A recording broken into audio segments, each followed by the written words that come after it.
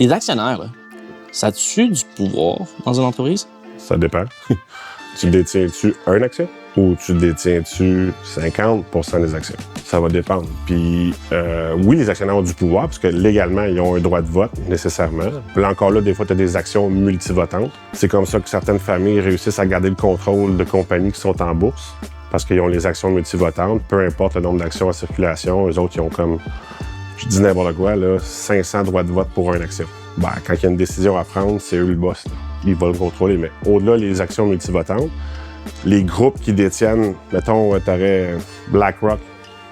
BlackRock, le fonds, vont détenir un certain, dans tous leurs fonds, X, Y, Z, BlackRock va détenir un pourcentage élevé de certaines compagnies.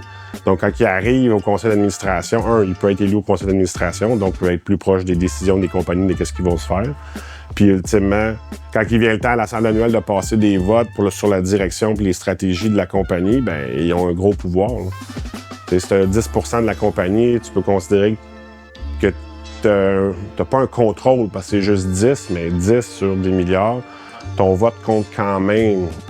Mais tu sais, c'est sûr que la meilleure, c'est 50 plus 1 des droits de vote, donc c'est toi qui as le contrôle quand même. Pour répondre à la question, ça dépend de ton nombre d'actions et ta proportion par rapport à ce qui existe en circulation.